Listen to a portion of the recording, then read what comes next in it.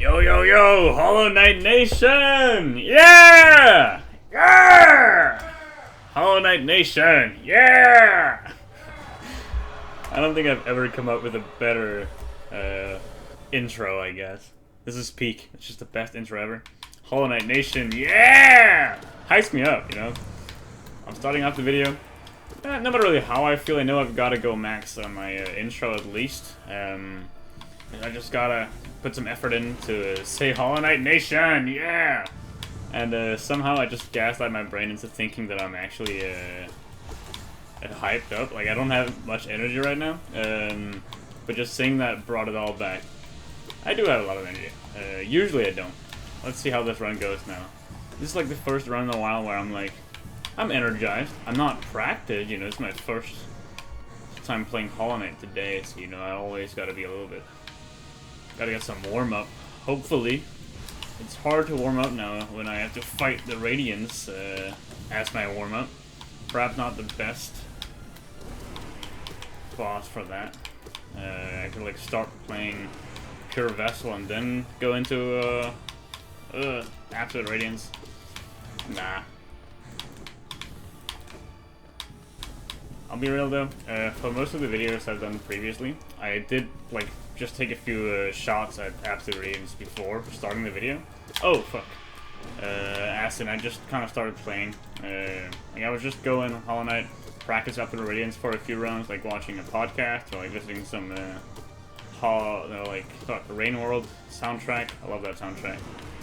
And then at some point I just be like, yeah, I can start a video now. This is like my true first round of the day. True, just started the game. Let's see how this goes.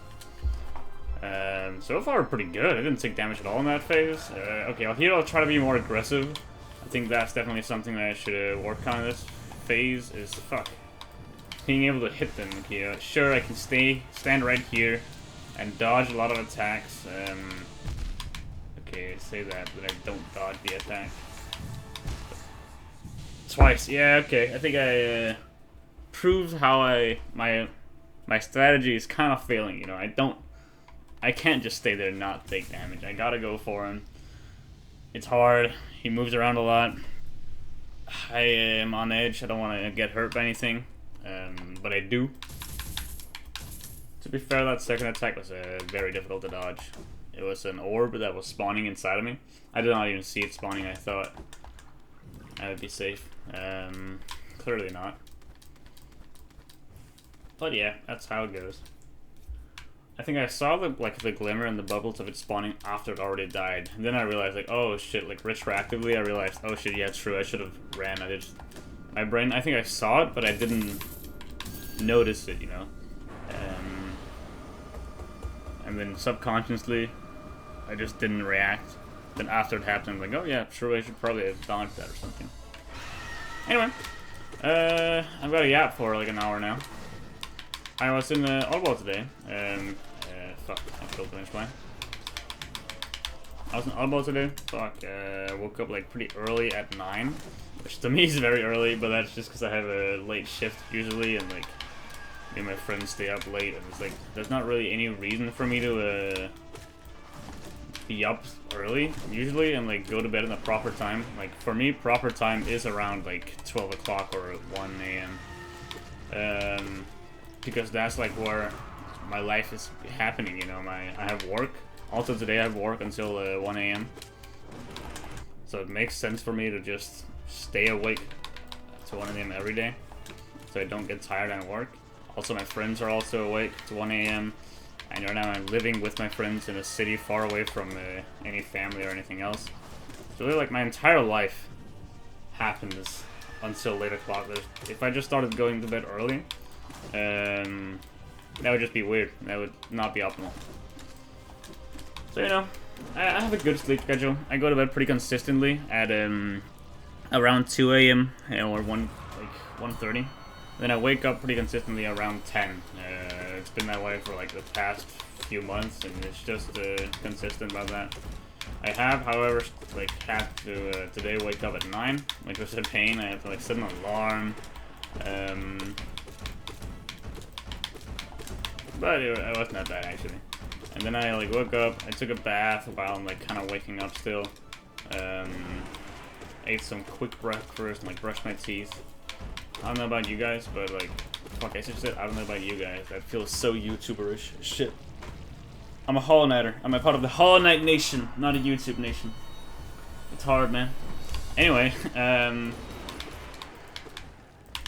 oftentimes when I wake up early, or at least when I'm just tired whenever I wake up. If I wake up at like 10, it's a good night's sleep, it doesn't happen. But if I wake up perhaps an hour earlier than I'm used to, or like probably just didn't get enough sleep or whatever, my stomach just refuses to eat anything the entire morning, and it's such a pain because I feel really hungry. I can definitely feel my stomach aching. I gotta eat something. I really do. But every time I put anything in my mouth, I just can't. It tastes like ash. I don't wanna even touch it. It doesn't really taste like ash. Just my brain does not want it. I have no desire for food, but I can definitely feel the need for food. That happens pretty much always whenever I wake up early, and it happened today. It sucked. I just kind of forced some oatmeal inside of me. I know it's horrible. And then I went to go like get to my train, and that was also horrible because I took off a bit too late. Like I was like 2-3 minutes behind on my schedule, I guess. If you look at my Google Maps, told me like, oh, you have to leave at this point in order to make it to your train in time. And I was 3 minutes behind that, so I had to run a bit, just run a little bit every now and again. Just 3 minutes more. Like I just gotta spare, like save 3 minutes, like shave that off. Just gotta run a few times. It'll be fine, but it's always like an issue. Like I don't know. I should probably maybe I can like somehow calculate like how much running I need to do in order to like how much faster is my run speed compared to my walking speed, because then I can like optimize whenever I like how much I need to run every time. But this time I was just kind of running for like 2 minutes. I'm like, okay, that's probably enough. That's probably enough. Kind of 2 minutes. That's completely flabbergasted. I'm really tired right now. My stomach's hurting because I haven't eaten anything. Well, I just ate something, but my stomach's complaining that I just ate something then. I can kind of feel myself like, oh, I gotta shit soon, I probably. This is bad. Walk a bit further and realize, maybe I should run again, you know. Maybe I would hate to arrive to the station and just not get the train. That would suck. I need to get there earlier. So I start running again. I run for like just a few blocks. And I'm just like, okay, and that's gotta be enough. That's gotta be enough. Come on. And I walk for a bit more, and then the creeping like, but what if it's not enough? And I have to like go running again, and it's just like a weird situation. I don't hate running. I just don't want to do it in the morning, I guess. Like when I just woke up, that's just not a state of happiness for me. And running is something I can only do when I'm energized and like want to run. And then I do like running, but just being forced to run is never fun. And I kind of forced myself to run a few times there. I finally make it to the train station, and I was there like 10 minutes early. I ran way too much compared to like what I needed, but I guess that's a nice thing. I'd rather be early than be late, you know. I guess I haven't said, but I was going to Aalborg. I see like it's like around 1 hour away from where I live on like train ride, a bit more than that. Twice as far as my mom's house, which I was also going to often enough. Anyway, it's where I'm going to be studying next year and looking for a new place to live. There's one apartment that I was going to come look at. I've been invited to look around and kind of judge it, I guess. Do I want this apartment or not? Let's see. I went up there to the bus ride. It took a while. I finally make it there, and there's no entrance. There's just locked. I can't get in there. I'm really confused. I don't really have much of options to contact the person. Like the way I contact them is just they send me like an email like, yo, this apartment is for sale. You want it? And I look at it, I'm like, okay. They have like a note, if you want to come look at it, which we highly recommend, you can write on this email or call this number. I'm like, okay. The day before, then I called them, and they didn't really answer, but okay. Then I wrote an email, and they answered later, and like, yeah, you can come, sure. And I'm like, cool. They just said, cool. They just said, yeah, you can come this day, I guess, and I came that day, which is today. Didn't really specify a time very much. I in my original email, I was like, yo, can I show up and look around today in the evening, or maybe tomorrow, early tomorrow, because I have worked like that day. I do have work, but it got delayed a bit, so I have more time to play Hollow Knight. And they were like, yeah, sure, come tomorrow. And I'm like, cool, cool, cool. That means tomorrow, Fall Me Day, which means a bit before 12. It's kind of an ambiguous term. They're not everyone really agrees upon what it truly means. Like, Fall Me Day is a pretty wide area of time, especially because I didn't really plan on staying there for very long. But sure, they said, sure, come tomorrow. And I arrived, and I was looking around, trying to find a way to get in. I couldn't really find anything. I tried calling the number again, nothing happened. Oh shit, they didn't respond. Be annoying. It took like 30 minutes. I'm like, okay, I guess I'll write an email into the same email address. Holy fuck, am I dying to Stormlight? I don't want to die to Stormlight. Is that even his name? I don't know. Soul Defender? Who is this guy? I should probably use my soul. Ugh! Okay, now I don't have soul to heal. I see the issue of using my soul. Can I do this? Nope. Okay, just one hit and then run up and heal. Come on, come on, come on. Awesome. Okay. Anyway, I arrived at the apartment. No one's there to respond to me. I waited like 30 minutes, called the number multiple different times. Finally, then I read the email. I'm like, yo. How am I supposed to get in? I took like the time trying to formulate the email properly, because I don't know. Always when I write an email, it's pretty formal. Usually I'm like, hello, my name is Gustav, or like, dear person that I'm talking to, I have this message, like, blah, blah, blah, blah. Make a lot of effort into making it sound professional or whatever. But here I just kind of like wrote, yo, how do I get in? In a way that sounded like still pretty formal, but passive aggressive. In Danish, it's something like, yeah, whatever. The point is, I didn't really hope for an answer here, because I don't check my email very often. It's like I don't have notifications on it or anything, so I was really hoping they'd call back or something. But you know, whatever. I had the email, nothing happens. I walk around the city for a bit, kind of wondering, like, I guess. Even if I don't get to see the apartment, which is the entire reason I arrived here, I guess I can look around the city, just get a feel for it. That's something I do want to do anyway. Because I'm supposed to live here, I should probably get a feel for it at some point. Looking around, cool city, with my phone again, and I've got like 3 different mails and emails from the person that I wrote. I'm like, yeah, sure, I mean, I'm home, are you ready? Where are you? Hello? Oh my gosh, shit, they are. Okay, fuck. And then I had to like run back to the apartment. Once again, more running. This time it's not so bad because I wasn't as tired anymore. And I got to the apartment, and it's just this lady, very young lady. I guess she's probably older than me, but she was really. She felt really fragile. She was really quiet and shy, and it was really awkward going in there and just kind of looking at her house, because she was like, yeah, I'm leaving soon, this is the house that I live in right now, you're supposed to live in, I guess. You can look around, I guess, sure, and it's like really messy, because they are currently in the process of moving. Like all sorts of stuff everywhere, boxes and bags and shit. And I'm just supposed to, like, what, go in and look around? That's kind of, it feels like a breach of privacy this year. I don't even know this girl's name. I guess I do it from the mail. She speaks the most fragile way I've ever heard in a while, and it's caught me so off guard. For some reason, I expected to meet like some like really assertive like landlord type woman, but I guess this wasn't a landlord. This was the previous resident of this house, and she did not feel very comfortable. I don't think showing me around the room, like the house. Which makes sense. It's like her home, and I'm just a random dude who comes in and looks around, nosy. It felt pretty awkward, but I don't know. It was weird. It just caught me off guard, so I didn't really ask many questions. I asked him a few things about like how it is to live here. I saw some construction work and stuff like that outside. Is that annoying? Is it loud? How long is it gonna stay there? Looked at a few things. Main issues I saw there were some power outlets that were broken somehow, and like some paint that should probably be redone and stuff.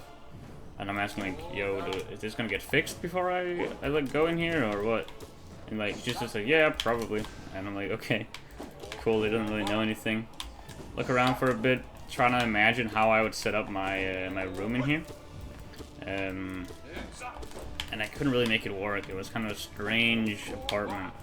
Imagine like a big, just a normal square, and then imagine another square inside of this square that is connected to one of the sides. Yeah, sure, you can figure that something out. That was the house. It was just like a big, I guess like a big square with another room inside of it that was connected to the side, not a corner, but just one of the sides. And this like room inside of it was the toilet and slash bathroom, very cramped. And it was kind of in a really weird space because it was just in the middle of a square connected to the side slightly. But it would have been better if like in a corner or something, because it kind of just left a weird like C shape. The whole house was like a weird C shape. On the entrance you get in and you can place some of your you can like put your jackets and shit probably. And then on the same side there is the kitchen. A good kitchen arguably for the place. That's like my main reason for coming to this place and looking at this apartment. Is that it had like a stove, an oven, a fridge and everything, which I feel like I need. Oh my god, I lost 2 health to Crystal Guardian, but come on. Anyway, it had fridge, oven, blah blah blah. Good. The rest of the house was pretty ass. It just had a weird geometry. Like it was a big C shape. The way she had like set it up, her room was like she had like a, I don't know. It was just kind of weird. She had a bed and like at one side, and then like our TV right next to the bed, and just storage in the last part of the C. It's like a long corridor with 2 turns and looked a bit strange. I had trouble figuring out how I would possibly set my stuff there. Mostly because I don't have much stuff that I need. I could easily fit everything I want into like a small square. I just need a bed, a table with my computer and shit, and storage, like a big cabinet and like stuff for my my clothes and stuff. That's all I really need. And this place just did not really have enough space to really put stuff there. I could maybe make it work, but it would be a bit weird, and especially because I want to play more VR. I just like today when I got home, I played a bit of Blade and Sorcery, which is a lot of fun. The only reason I'm playing Hollow Knight right now is because my headset ran out of power, because I forgot to charge it earlier. And I don't know, it was just a small, cramped setup that I would have, and it didn't really make sense in my head.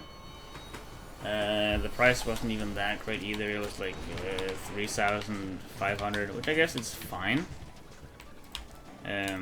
But for the size, no, I don't know. I've ended up coming to the conclusion that I don't really want to live there. Like, the main question I asked myself is like, could I imagine living here? And the answer to that is pretty simply just no. I've always thought that question would be obvious. Like, yeah, I could imagine myself living pretty much anywhere. But that apartment just kind of didn't have it for me. And I don't know, man. I haven't said no yet. I have like a trial. Like until the 2nd July, I can like make up my mind or whatever. But it's just kind of weird because I'm afraid of saying no, because what if I don't get offered another apartment? That would be the worst case scenario, that I don't get offered anything. Or, oh man. Alternatively, what if I get offered something and it's just the worst, you know? It's kind of a shitty concept here where I can't really know what other options I might get. So, you know, maybe the next one will just be even worse. Maybe it won't have a fridge or an oven or something. I've seen a lot of apartments looking online that just don't have basic kitchen necessities like an oven or like a stove or any space for a fridge. I do need a fridge, absolutely. Like that is a must-have, as well as a stove, I think. I don't know how I'd make food without an oven or stove. I guess I could buy like an air fryer or something. Like some sort of like, there's probably some gadgets online that you can buy, like a little mini stove or something like that. I'd prefer it was just part of the apartment though. Anyway. So that's kind of my issue here, that I'm kind of worried that this might be my best offer, but only because I haven't seen any other options. That's why I also kind of think it's the best idea to say no to this apartment. Just because it'll give me more knowledge for the next apartment if I get offered one. I'm assuming I will. Then I at least have some reference point as to what will happen. Because if the next apartment shows up and it's worse than the one I just got, then I should likely just say no. Like, it's more obvious there. I guess there's some time limit stuff, but if I only get the offer really late, then I will just have to say yes, I guess, no matter what it is. Which kind of sucks, I guess. I hope that doesn't happen. But now, if let's say I get offered one tomorrow, and I go look at it, at least now I have more of a reference point, and I think that makes a lot of sense. I should just go with the first one, because I don't know anything. I'd rather reject the first one, not knowing if that's the right choice, just to allow myself to be more educated on my next time choosing. I think that's a good way of looking at it, and that way it's not like I lose this apartment, it's more that I've gained knowledge from judging this apartment. I don't know. It makes sense in my head. Also, I already concluded I did not imagine myself living there, so even if I took that apartment, I probably wouldn't be content, and I would just feel sad that I never looked at the others. So yeah, I think this is the best option. If it turns out to be the wrong decision, at least I can look back knowing that I thought it out, you know. At least I thought about it. I didn't just choose on a whim. It wasn't just a foolish mistake. This is a calculated blunder then. It makes sense in my perspective right now. Maybe in hindsight it'll be stupid, but that it's not something that I should worry about. Oh fuck. Damn, she got me there.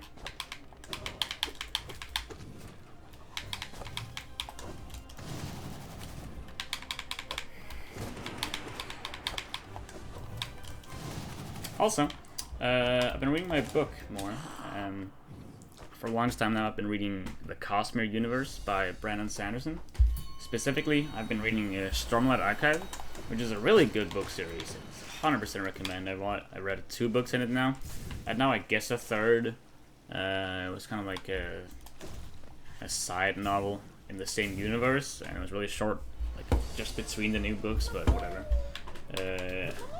But like the first book in the Stormlight Archive, just a good book. It starts off pretty slowly, but that's fine. Usually all the books I read start off pretty slowly. It's only until like the second half that I really get invested.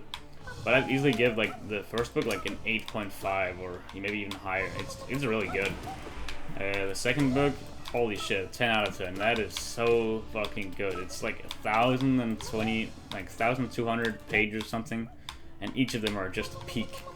They're so peak, in fact, that sometimes like certain chapters and characters just go through the most amazing shit, like incredible writing, really cool conflict and all that, that it makes me like, it makes me think of the book in a worse light just because I want to go back to that character who was really good. Like if you imagine, I think I'm saying this wrong. Sometimes the book is so good, the only thing I can compare it with is itself, and then it becomes worse by comparison, just because one chapter is so goddamn banging, and a person's like, one character's personal like struggle and all that is really good right now. The arc is amazing, and then I get a chapter of a different character. I'm just like, no, I don't want to read this. I want to read more of the cool character's arc. And I think that's kind of funny, just because the book is so good that I don't know, that I don't want to read the book just because I want to read the book. That makes sense? It's kind of weird. That was like a major issue in the first book, where the one character was just phenomenally better than all the others. Like his POV was just really good. Second book, not as much. Happened a few times where something was just incredibly really, really good, and the others were just amazing. You know, not peak, just amazing, and I think that was fine. Otherwise, really good book. But my main complaint about the second book is that it was too good sometimes. Third book, though, I guess like 2.5th book, it's like, once again, a side novel. It's only 200-ish pages long, it's really short. And holy shit, I'm happy it's not longer, because goddamn, that was not a fun experience reading through. Like I was saying earlier, like with in the second and first book, sometimes the characters' stories would just be so good that I felt like I was wasting time reading other characters' stories. Like, holy fuck, dude, this sucks. Oh my god.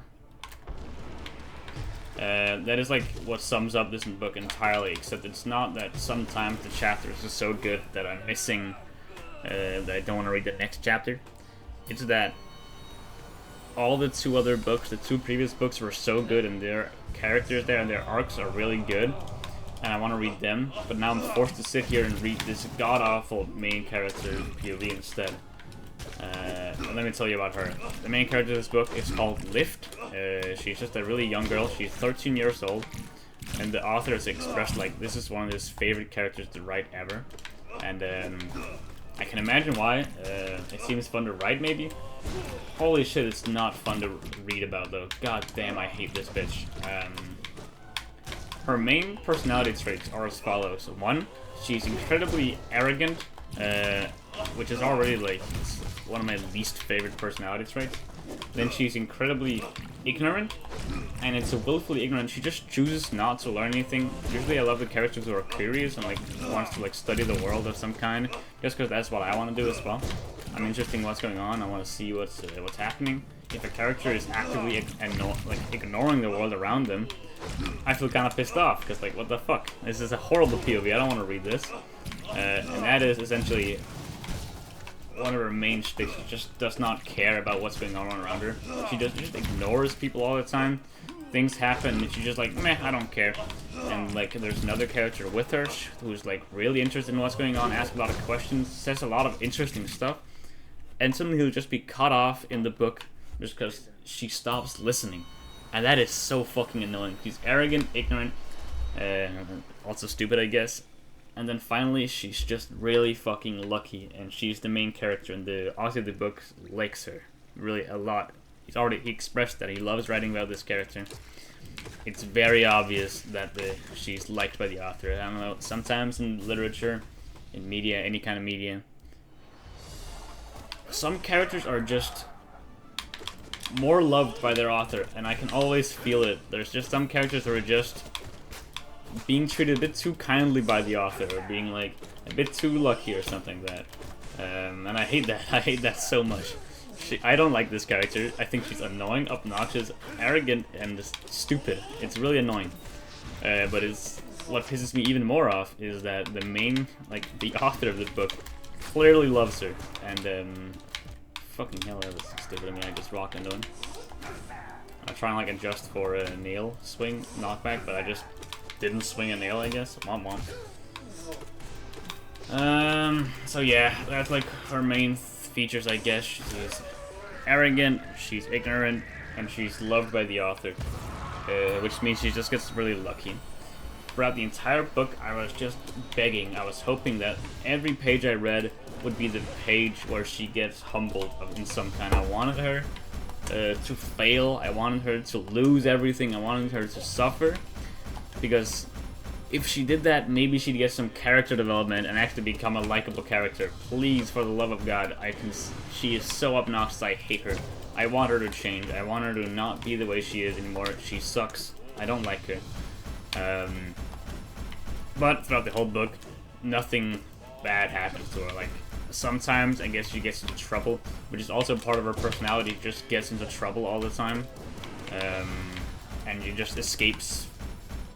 That's kind of her shtick, and I hated that, because every time she was getting in trouble, I hoped, for the love of God, please someone capture her and just torture her for like 5 years so that she stops being this whiny little bitch anymore.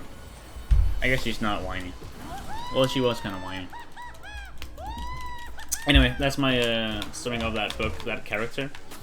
Besides the main character and the god-awful POV that she gave me, the book's really good, well written, really cool, interesting lore. Love that. Some really cool world building happening. We're seeing a different country in the main Stormlight books. We've mostly been seeing one country and maybe one other, but it's very rare that we're really shown this much diversity in like world building. of a country that just didn't really seem like it was gonna be that impactful to the main story. And that was cool. It was really cool. I like seeing that. Wow, the world is really good and well thought out. I love it. Cool cultures and everything. Okay, I gotta get rid of that. Ah, missed it. Okay. No lifeblood. That's fine. I'll make do. Oh, what the fuck. Didn't react in time.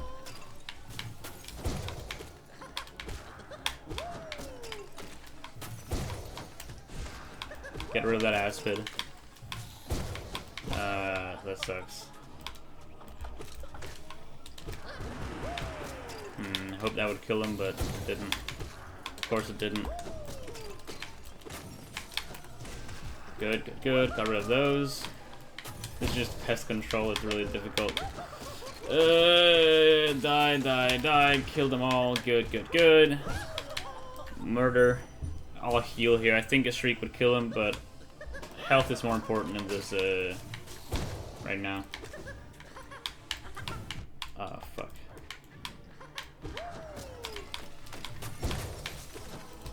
Because I don't get a chance to heal afterwards either. Okay. I probably would have just been better off shrieking, but only because I took that health damage there. It was kind of stupid. I just want to play it safe, especially because I know the boss afterwards is going to be a pain in the ass. I'm just bad at this fight. Like, holy shit, this is... I always take a bit of damage here, and it's never for good reasons. I don't know. I'm just not good at it. It took me like 200 runs before I learned you can pogo this guy, and it makes the fight a lot easier. But even then, look at that, I still take damage. You can also heal sometimes if you're lucky.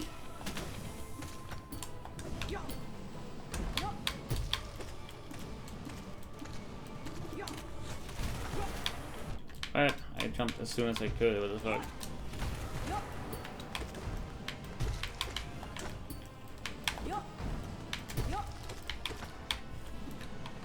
I'm gonna heal now. Thought I could jump over.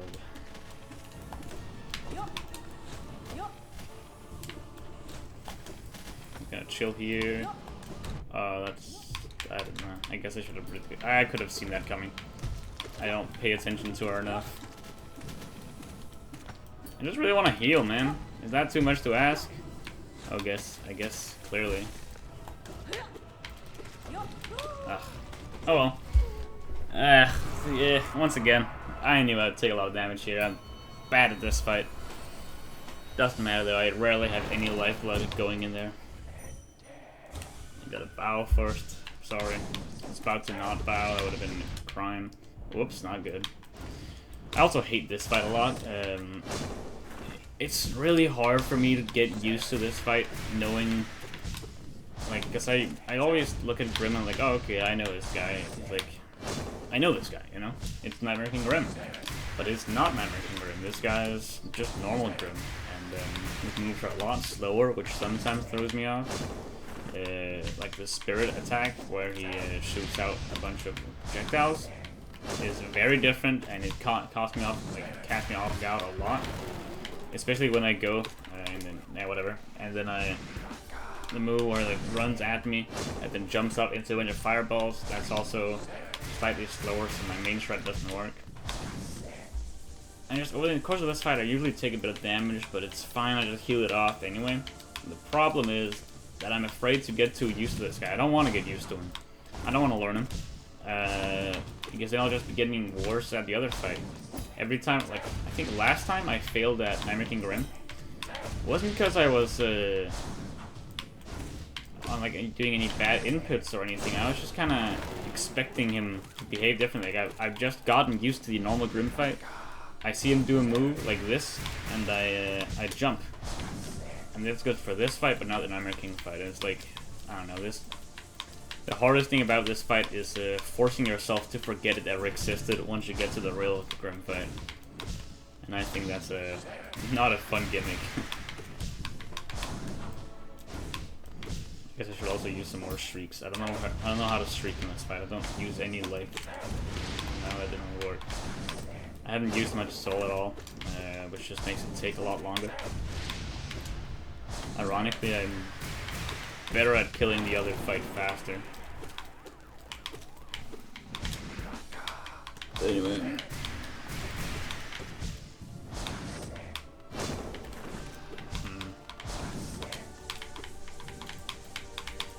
Fuck.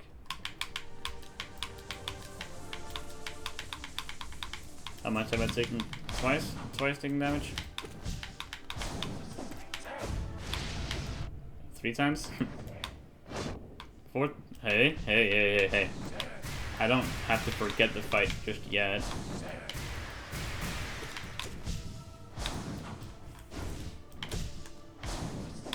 Oh yeah, this attack is hard. Yeah, I knew it.